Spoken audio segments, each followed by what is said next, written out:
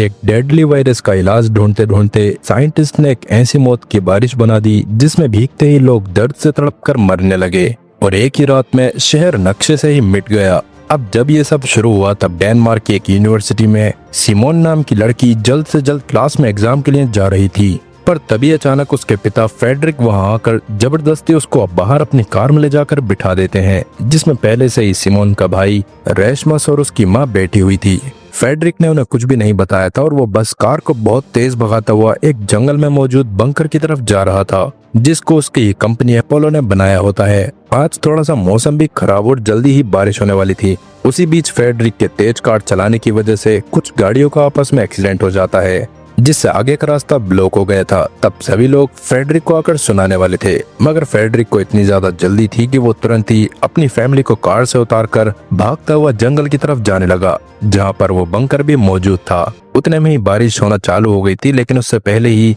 Frederick fingerprint से bunker को खोलकर अपनी फैमिली के साथ अंदर चला जाता है, जहाँ जाकर सिमोन और रेशमस सोच में थे कि उनके पिता उन्हें वहां लेकर क्यों आए हैं, क्योंकि उस बंकर में काफी सालों तक का खाना पानी मौजूद था, साथ ही उसका खुद का एयर प्रोसेसिंग सिस्टम भी था। तब सिमोन इस बारे में वापस से फेडरिक से पूछने ही वाली थी कि उससे पहले ही फेडरिक प्रोटेक्टिव सूट पहनकर वहां से कहीं पर जाने लगता है। वो बस सिमोन से इतना ही कहता है कि उन्हें किसी भी हाल में तब तक बंकर से बाहर नहीं आना है जब तक वो खुद उन्हें लेने के लिए न आए। सिमोन तब उसको रोककर सब जानने की कोशिश करती है, इसलिए फेडरिक उसको बताता है कि असल में बाहर मौजूद बारिश में एक बहुत ही खतरनाक वायरस मौजूद है, जिससे कांटेक्ट में आते ही लोग इन्फेक्टेड होकर तड़पते हुए तुरंत मारे जाते हैं। और क्योंकि फेडरिक ही उसका इलाज ढूंढ सकता था, इसलिए उसको जल्दी से अपनी कंपनी के हेडक्वार्टर में जाना था। तब जाने से पहले वो किसी वजह से रेशमस का खास ख्याल रखने को कहता है, क्योंकि सब कुछ सही करने के लिए फेडरिक को बाद में उसकी जरूरत पड़ने वाली थी। अब वैसे अभी भी सिमोन को कुछ समझ नहीं आया होता, लेकिन तब तक फेडरिक वहां से निकल जाता है। इसके बाद जब सिमोन अपने फोन में इंटरनेट देखती है तो उसके पैरों तले जमीन खिसक जाती है, क्योंकि लोगों की मौत की खबरों से पूरे इंटरनेट भरा हुआ था और सभी लोग बहुत ज्यादा खौफ में थे। तब सिमोन जाकर रेशमस से बातें करने लगती है और उस दौरान उनकी माँ उन्हें बताती है कि वैसे तो वो लोग वहाँ पर सेफ हैं, पर कभी भी उन्हें बंकर से बाहर नहीं जाना है। वो लोग इस बारे में बात कर ही रहे थे कि तभी बाहर से कोई बंकर के डोर को नॉक करने लगता है। तब रेशमस को लगता है कि फेडरिक आया होगा, इसलिए वो अपनी माँ के मना करने के बाद भी बंकर के गेट को खोल देता है, जहाँ बारिश के पानी की वजह से तड़पता हुआ एक आदमी मौजूद था जो रेशमस को बाहर खींचने की कोशिश कर रहा था। मगर तभी रेशमस की माँ रेशमस को अंदर करके खुद उस आदमी को धक्का देते हुए पानी में चली जाती है, जिस वजह से इन्फेक्टेड होकर वो खुद भी तड़पने लगती है। मगर उसको अभी भी बस सिमोन और रेशमस की चिंता थी। वो उन दोनों से एक दूसरे का ध्यान रखने को कहती है और तब सिमोन भी रोते हुए दरवाजे को बंद करके अंदर चली जाती है, जहां वो फेडरिक को कॉल करने की कोशिश कर रही थी, मगर उसका फोन फेडरिक के फोन से कनेक्ट नहीं होता, जिससे वो और ज्यादा परेशान हो जाती है। लेकिन तभी उसको फेडरिक की बातें याद आती हैं कि कैसे उसने सिमोन से रेशमस के सामने सब नॉर्मल दिखाने को कहा था। इसलिए जैसे तैसे खुद को संभालने के बाद सिमोन बंकर के सिस्टम्स को चेक करती है और उसको पता चलता है कि असल में उनके शहर में उसी तरह के और भी काफी सारे बंकर्स हैं, जिन्हें भी अपोलो कंपनी ने बनाया था। तब सिमोन उन बंकर से भी कांटेक्ट करने की कोशिश करती है, लेकिन इसका कोई फायदा नहीं होता। तब और सामान देखने के दौरान उनके हाथ एक रेडियो लगता है, जिसकी मदद से सिमोन एक आदमी से कांटेक्ट करती है जो खुद भी अपने घर के बेसमेंट में छुप कर रह रहा था, क्योंकि बाहर के हालात काफी ज्यादा खराब थे और कुछ लोगों की जान बचाने के लिए उन्हें पास के हॉस्पिटल में शिफ्ट करा जा रहा था ताकि ह्यूमंस को बचाया जा सके। ये सब जानने के बाद सिमोन उससे फेडरिक का नंबर देकर उसको कॉल करने की कोशिश करने के लिए कहती है, लेकिन उस आदमी के कोशिश करने पर भी उसका कांटेक्ट फेडरिक से नहीं हो पाता। उसे लग रहा था कि शायद फेडरिक भी मारा गया होगा, क्योंकि बाहर के हालात में किसी भी इंसान का जिंदा रहना नामुमकिन था। तभी अचानक से शहर में लाइट जाने की वजह से सिमोन का कनेक्शन उस आदमी से टूट गया और अब वो खुद ही बंकर में रहकर रेशमस का ध्यान रखने लगती है। पर एक हफ्ता बीत जाने के बाद भी जब फेडरिक वापस नहीं आता तो हिम्मत करके सिमोन बाहर जाने की कोशिश करती है, लेकिन वो पीपी किट पहनकर बंकर के गेट तक गई ही थी कि तभी उसको उसकी माँ के मरने के विजन्स आने लगते हैं, जिससे डरकर वो फिर से बंकर में आ गई। रेशमस खुद भी उसको बाहर नहीं भेजना चाहता था, क्योंकि वो छोटी उम्र में भी समझ चुका था कि बाहर सच में काफी ज्यादा खतरा है। इसी तरह से एक महीना बीत गया था, जिस दौरान सिमोन को कभी कभी रेशमस का ध्यान रखने में काफी ज्यादा दिक्कत आती थी, पर वो अपनी तरफ से एक अच्छी बहन बनने और रेशमस का ध्यान रखने की पूरी कोशिश कर रही थी। साथ साथ सिमोन बंकर में मौजूद चीजों के बारे में भी सही से जान रही थी, जिस दौरान ये अचानक से उसको याद आता है कि अभी कुछ समय पहले उसके भाई को कोई अजीब सा वायरस हो गया था, जिसके बारे में किसी को कुछ भी नहीं पता था। और उस समय पर फ्रेडरिक ने खुद ही कोई एंटीडोट बनाकर रेशमस को दिया था, पर उस वायरस के बारे में फ्रेडरिक की कंपनी को भी पता चल गया था और उन्होंने उस वायरस की सारी रिपोर्ट्स को उससे सबमिट करने को कहा था। तो शायद हो सकता है कि इस वायरस को फ्रेडरिक ने ही बनाया हो। खैर, प्रेजेंट में अब लगभग 6 साल बीत चुके थे, पर अभी भी फ्रेडरिक के बारे में सिमोन को कुछ भी पता नहीं होता। अब तक रेशमस भी बड़ा हो चुका था जो और खाना ढूंढने के लिए बाहर जाना चाहता था, क्योंकि उनके पास कुछ दिनों का ही खाना बचा हुआ था। तब सिमोन इस पर मान तो जाती है, लेकिन वो खुद पहले बाहर के खतरे को चेक करना चाहती थी। इसलिए रात के समय रेशमस के सोने के बाद सिमोन वापस से पीपी किट को पहनकर बंकर के बाहर जाने लगती है, जहाँ उसको अभी भी अपने माँ के विजन्स आ रहे थे। मगर वो जैसे तैसे खुद को इस बार संभाल लेती है और बंकर के बाहर चली जाती है, जहाँ उसकी माँ का शरीर अब कंकाल बन चुका था, जिसके पास में उसको एक हिरन दिखाई दिया, जिसको देखकर अभी वो आगे जाती है, जहाँ रोड पर काफी सारी कार्स खराब पड़ी हुई थीं और चारों तरफ बस जंगल उगा हुआ था। खैर, अभी सिमोन इस पर ध्यान न देकर वहां से उस हॉस्पिटल में पहुंच गई थी, जहां पर लोगों को बचा कर रखा जाने वाला था। मगर वहां काफी बार आवाज लगाने के बाद भी सिमोन को कोई रिस्पॉन्स नहीं देता। फिर आगे जब सिमोन अंदर जाकर देखती है तो वहां पर भी सब पूरी तरह से बर्बाद हो रखा था और चारों तरफ बस लोगों की लाशें पड़ी हुई थी। तभी अचानक से सिमोन के सामने एक भेड़िया आ गया, जिससे अपनी जान बचाने के लिए वो जाकर पास के एक रूम में छुप जाती है।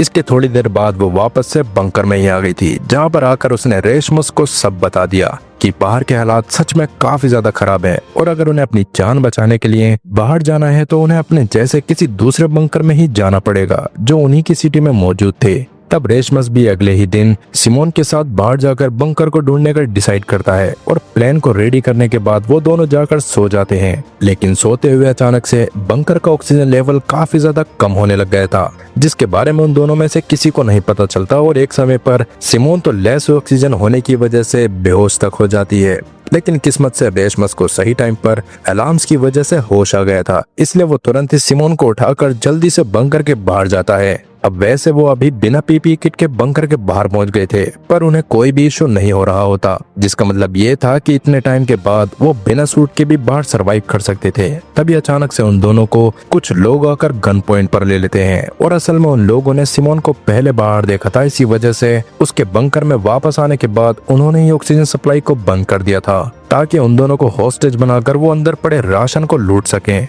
जिसके लिए तुरंत ही वो सिमोन और रेशमस को गन पॉइंट पर अंदर बंकर के एक रूम में बंद कर देते हैं और बंकर में खाने पीने की चीजों को ढूंढने लगते हैं। पर जैसा कि सिमोन और रेशमस का राशन खुद ही खत्म हो चुका था, इसलिए उनको वहां पर कुछ भी नहीं मिलता। तब उनका लीडर मार्टिन गुस्से में सिमोन और रेशमस को अंदर ही बंद करके जाने लगता है, पर क्योंकि ऐसे में अंदर रहने से उन दोनों की जान जा सकती थी, इसलिए सिमोन उसको एक गिलास पर लिखकर बताती है कि उसको पता है कि उन्हें राशन कहाँ पर मिल सकता है। इतना बताने के बाद वो उसके सामने ही उस टैब को तोड़ देती है जिसके अंदर बाकी बंकर्स के नक्शे थे, जिसका मतलब ये था कि अब अगर मार्टिन को खाना चाहिए था तो उसको रेशमस और सिमोन को बाहर निकालना पड़ेगा, क्योंकि सिमोन के दिमाग में ही बाकी बंकर्स की लोकेशन थी। तब मार्टिन सिमोन को देखकर उस समय के बारे में याद करने लगता है जब एक औरत ने उसको धोखा दिया था। उस समय पर मार्टिन एक सोल्जर हुआ करता था, जिसको इन्फेक्शन बढ़ने की वजह से एक ब्रिज पर रहकर वहां से निकलने वाले लोगों को रोकने की ड्यूटी मिली थी, ताकि उस शहर से वो इन्फेक्शन बाहर न जाए। लेकिन एक दिन ड्यूटी करते समय उसको ब्रिज के नीचे से एक औरत अपने बच्चे को हाथ में लिए दूसरी तरफ जाते हुए दिखाई देती है, जिसको मार्टिन उसके आसपास काफी बार गोलियां चलाकर रोकने की भी कोशिश करता है, मगर वो औरत बिना डरे शहर के दूसरी तरफ चली जाती है और मार्टिन बस उस पर दया करने की वजह से कुछ भी नहीं कर पाया था। लेकिन तभी उसको उसके साथ ही तुरंत ही पास में मौजूद एक टेंट में बुलाते हैं, जहाँ पर ही वो रह रहे थे, और वहाँ जाकर मार्टिन को पता चलता है कि असल में वो औरत जो शहर के बाहर गई थी वो इन्फेक्टेड थी और उसके टेंट में आने के बाद से ही वो लोग इन्फेक्टेड होने की वजह से मर रहे थे। ये बताते हुए मार्टिन का आखिरी साथी भी मारा गया, जिससे मार्टिन काफी ज्यादा परेशान हो गया था और तब से ही उसने डिसाइड कर लिया था कि वो सरवाइव करने के लिए किसी पर भी भरोसा नहीं करेगा। यही सब सोचने के बाद वो प्रेजेंट टाइम में सिमोन की डील को एक्सेप्ट करने से मना कर देता है। पर बाद में जब उसका साथी पैट्रिक उसको उनकी टीममेट्स की हालात के बारे में याद दिलवाता है कि वो लोग बिना खाना खाए ज्यादा दिन तक सरवाइव नहीं कर पाएंगे, इसलिए मार्टिन को सिमोन की बात माननी पड़ती है और वो सिमोन और रेशमस को फ्री करवा के अपने साथ बाहर ले जाता है, जहाँ ऑब्वियसली इतने समय बाद बाहर आकर सिमोन और रेशमस को काफी ज्यादा अच्छा लग रहा था। तब मार्टिन और उसकी टीम से बात करके सिमोन और रेशमस को ये बात भी पता चलती है कि अब दुनिया में खाने पीने की कितनी ज्यादा किल्लत हो गई कि लोग एक दूसरे को भी जान से मारकर खा लेते हैं। ये जानकर तो सिमोन और रेशमस के दिमाग के परखच्चे उड़ गए थे। खैर तभी उनसे थोड़ी ही दूर कुछ और लोगों की टीम आ जाती है जो लोगों को ढूंढने के लिए अपने थर्मल सेंसर वाले ड्रोन्स को उड़ाते हैं ताकि लोगों को ढूंढ कर उन्हें मार के खाया जा सके, जिनको देखते ही मार्टिन ने तुरंत ही सिमोन और बाकी सबको एल्यूमिनियम फॉइल से ढक दिया था, जिससे वो लोग ड्रोन में नहीं आ रहे थे। मगर पास में 2 सर्वाइवर्स और मौजूद होते हैं, जिसमें से एक लड़की भागते हुए सिमोन और बाकी सबके सामने आ गई थी। इसलिए सिमोन तब उसकी मदद करने की कोशिश करने को कहती है, जिस पर मार्टिन ने साफ मना कर दिया था। पर तब मार्टिन के साथ ही एक लड़की बीटी सिमोन का साथ देती है और अब वो दोनों भी उस औरत की जान बचाने के लिए उसके पीछे भागने लगते हैं। वहीं वो औरत भागते हुए एक छोटी सी रिवर के पास गिर गई थी और उन आदमियों का ग्रुप उसको जान से ही मारने वाला था। पर उससे पहले ही मार्टिन वहां आकर उन दोनों आदमियों को शूट करके मार देता है, क्योंकि वो भी अपनी टीम का साथ कभी नहीं छोड़ता था। पर बाद में उसको उस औरत को भी शूट करके जान से मारना पड़ता है, क्योंकि पानी में गिरने की वजह से वो भी इन्फेक्टेड हो गई थी। तब जाकर सिमोन को समझ आता है कि वैसे तो उन्हें जमीन में रहने में कोई भी खतरा नहीं था, पर अभी भी बारिश के टाइम पर उन्हें बहुत ज्यादा खतरा रहता था, जिसकी वजह से ही कहीं पर रुका हुआ पानी भी उन्हें इन्फेक्ट कर सकता था। आगे सिमोन उन सभी को लेकर एक दूसरे बंकर की तरफ जाने लग गई, जहां जाने में उन्हें 1 दिन का टाइम लगने वाला था। तब रात होने से पहले वो पास के एक घर में चले जाते हैं, जहां पर मरे हुए हंटर्स का कुछ सामान पड़ा था और साथ ही साफ पानी भी था, जिसको देखकर जॉन तुरंत ही उस पानी को उसकी बीमार साथी लिया को पिलाता है। और उन लोगों के इस केयरिंग नेचर को देखकर सिमोन को काफी अच्छा लगता है। पहले तो वो बस उन लोगों के सहारे उस बंकर तक जाना चाहती थी, लेकिन अब उसका मन सच में मार्टिन और उसकी टीम की मदद करने का था। अब इसके अगले ही दिन जब वो लोग आगे बढ़ना चालू करते हैं तो रेशमस का पैर एक पानी से भरे हुए गड्ढे में चला जाता है, जिसको देखकर मार्टिन उसको सच में शूट करने वाला था, लेकिन सिमोन उसके सामने आकर उसको रोक देती है। और जब सिमोन रेशमस का जूता उतार कर उसकी सॉक्स चेक करी जाती है तो वो एकदम सूखी हुई थी। दैट मीन्स कि रेशमस का जूता वाटरप्रूफ था और उसको पानी से कोई भी इन्फेक्शन नहीं हुआ था। इसलिए मार्टिन भी रुक जाता है और वो लोग जल्दी ही उस दूसरे बंकर में पहुंच जाते हैं, जहां सिमोन के फिंगरप्रिंट से वो बंकर खुल गया था और सच में उसके अंदर राशन की भरमार थी, जिससे मार्टिन और उसकी टीम कई सालों तक वहां रह सकते थे, जो देखकर सब बहुत ज्यादा खुश होते हैं और तुरंत ही अपना पेट भरते हैं। लेकिन सिमोन थोड़ी ही देर में वहां से रेशमस के साथ निकलना चाहती थी, क्योंकि अभी मार्टिन और बाकी सबका कोई भी भरोसा नहीं था कि वो कब उसको जान से मार दें। इस बारे में वो डायरेक्ट मार्टिन से भी बात करती है। तब मार्टिन उसको समझाता है कि सिमोन 6 सालों से बंकर के अंदर थी, इसी वजह से उसको बाहर के हालातों के बारे में नहीं पता था। मार्टिन असल में अच्छा इंसान था, पर अभी के टाइम पर समय ऐसा ही था कि किसी पर भी भरोसा करना आसान नहीं होता। पर अभी सिमोन उसकी बात पर ध्यान न देकर अंदर चली जाती है, जहां उसको बंकर में ही एक फोन चार्ज होता हुआ दिखाई देता है, जिस पर उसकी और रेशमस की बचपन की फोटो लगी थी। वो फोन असल में सिमोन के पिता फ्रेडरिक का था, जो पुराने वाले बंकर से निकलकर इस बंकर में कुछ समय के लिए आए थे। अब उस फोन को देखते ही सिमोन तुरंत ही रेशमस के साथ उस फोन को चेक करती है। तब उसको फ्रेडरिक की एक वीडियो मिली, जिसने उसको रेन इन्फेक्शन का क्योर या एंटीडोट बनाने के लिए स्वीडन के एक हेडक्वार्टर में बुला लिया था। अब जैसे ये बात सिमोन को पता चलती है, तब वो रेशमस के साथ स्वीडन के उस हेडक्वार्टर में जाने का डिसाइड करती है, क्योंकि हो सकता था कि उसके पिता अभी भी वहाँ पर जिंदा हो। इस बारे में सिमोन ने मार्टिन को भी बता दिया था और कहीं न कहीं सिमोन को उम्मीद थी कि मार्टिन भी उनकी मदद करेगा, लेकिन मार्टिन उनके साथ जाने से साफ मना कर देता है, क्योंकि बंकर में उन्हें किसी चीज से कोई भी खतरा नहीं था। और स्वीडन के उस हेडक्वार्टर तक जाने के लिए उन्हें सबसे पहले शहर के बीच में से एक रास्ते को पार करना पड़ेगा, जहां पता नहीं कितने सारे हंटर्स होंगे, और उसके बाद उन्हें एक ब्रिज को भी पार करना पड़ेगा, जिसको पार करने में काफी ज्यादा खतरा था। इसलिए मार्टिन सिमोन को भी वहां जाने से रोकने की कोशिश करता है, क्योंकि वैसे भी फ्रेडरिक की वीडियो 6 साल पुरानी थी और शायद अब तक उसकी डेथ भी हो गई होगी। और वैसे भी अगर वो एंटीडोट बनाने में कामयाब हो गया होता तो कहीं न कहीं मार्टिन को इस बारे में जरूर पता चल जाता, पर उसके पास भी अब तक कोई भी ऐसी न्यूज नहीं आई थी। लेकिन सिमोन उसकी बात को नहीं मानती और कुछ दिनों का राशन लेकर रेशमस के साथ वहां से निकल जाती है। तब बीट भी जॉन और लिया के साथ उसके साथ जाने का डिसाइड करती है, क्योंकि वो सच में सिमोन का साथ देना चाहती थी। और लिया खुद भी इस बात को समझ रही थी कि सिमोन की वजह से ही वो इस बंकर तक आकर पूरी तरह से सही हो पाई है। और वैसे भी एक समय पर मार्टिन और पैट्रिक खुद भी लिया, जॉन और बीट को जान से मारने वाले थे। असल में उस समय पर वो दोनों उन तीनों को नहीं जानते थे और वो तीनों एक ही ग्रुप में थे। तब मार्टिन और पैट्रिक ने उन तीनों को लूटने के इरादे से पकड़ा था और तब अपनी जान बचाने के लिए बीट उन्हें अपने एक अड्डे के बारे में बताने के लिए मान गई थी, जहां पर उन्होंने काफी दिनों तक खाना रखा हुआ था। अब उस समय पर यह बात जानकर मार्टिन उनको जान से ना मारकर उनके साथ उस जगह पर जाता है जहां वो पांचों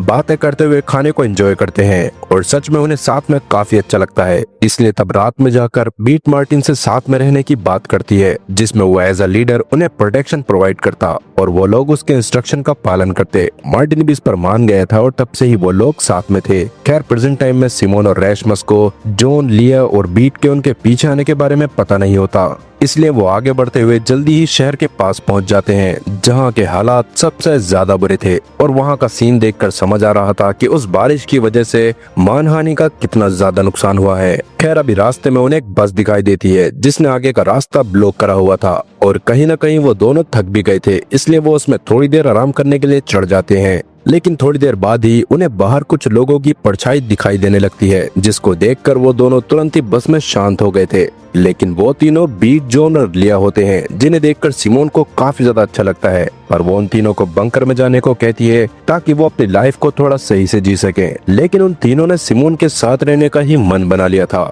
खैर अभी वो तीनों पास की एक जगह पर जाकर खाना खाने लगते हैं, पर तभी वहाँ पर काफी सारे हंटर्स आ गए थे, जिसकी वजह से उन्हें तुरंत ही वहाँ से निकलना पड़ता है। मगर सिमोन तब उन लोगों से अलग हो गई थी। वो भागते हुए रोड पर एक जाली के पास जाती है जिस पर काफी सारे मिसिंग लोगों के पोस्टर्स लगे हुए थे, जिनको देखकर सिमोन को काफी ज्यादा बुरा लगता है। तब उसको जाली के दूसरी तरफ एक छोटा बच्चा दिखाई दिया जो वहाँ अकेला था और क्योंकि अभी जल्दी ही बारिश होने वाली थी, इसलिए सिमोन तुरंत ही उसको लेकर अपने साथ पास की बिल्डिंग में चली जाती है, जहाँ वो बच्चा अपनी भूख मिटाने के लिए एक पेन किलर्स खा रहा था। ये देखकर सिमोन तुरंत ही उसको अपने पास से थोड़ा खाना निकाल कर देती है और तभी वहाँ पर बच्चे का पिता भी आ गया, जो सिमोन के दिए हुए खाने को देखकर बहुत ज्यादा इमोशनल हो गया था और वो बस सिमोन को थैंक यू बोले जा रहा था। साथ ही वो सिमोन को जल्द से जल्द टाउन से बाहर जाने की सलाह भी देता है, क्योंकि टाउन सच में काफी खतरनाक लोगों से भरा पड़ा था और अगर उस आदमी के बच्चे का इलाज नहीं चल रहा होता तो वो भी बहुत पहले ही वहाँ से चला जाता। असल में टाउन के पास एक डॉक्टर मौजूद था जो लोगों का इलाज कर देता था।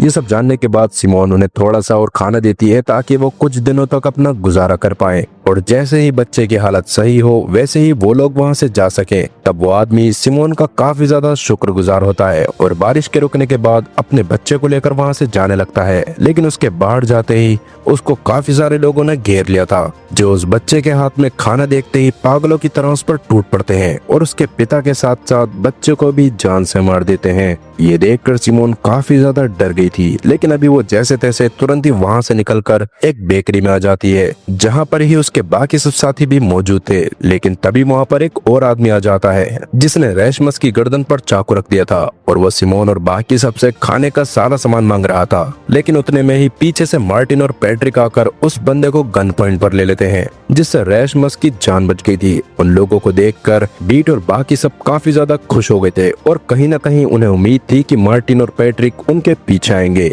लेकिन असल में मार्टिन का बीट के वहां से जाने के बाद मन नहीं लग रहा था, क्योंकि वो बीट को बहुत ज्यादा पसंद करने लग गया था। खैर अभी के लिए वो आदमी अपनी जान बचाने के लिए तुरंत ही रैशमस को स्टेप करके वहां से भाग जाता है और सब रैशमस को संभालने में लग जाते हैं। तब सिमोन पास में मौजूद एक बंकर के बारे में बताती है जहां पर रैशमस का इलाज किया जा सकता था, इसलिए सब तुरंत ही रैशमस को एक शॉपिंग कार्ट में उस बंकर की तरफ लेकर जाने लगते हैं। मगर वहां जाकर तो उनके पूरी तरह से होश ही उड़ गए, क्योंकि उस बंकर का गेट पहले से ही टूटा हुआ था और अंदर से सारा राशन और काम की चीजें गायब थीं। तब रैशमस के खून को रोकने के लिए अभी मार्टिन उसके घाव पर डक टेप लगा देता है और रैशमस के सोने के बाद सिमोन से बात करते हुए वो सिमोन को एक लोकेशन दिखाता है। वो असल में एक वॉल थी जो पहले के टाइम पर तो टाउन के बॉर्डर पर नहीं हुआ करती थी, लेकिन शायद उसको बाद में बनाया गया था, जिसको देखकर साफ समझ आ रहा था कि उस वॉल के अंदर के एरिया को एक तरह से क्वारंटीन करा गया है और अगर सभी को अपनी जान बचानी है तो शायद उन्हें उस क्वारंटीन जोन के बाहर जाना पड़ेगा।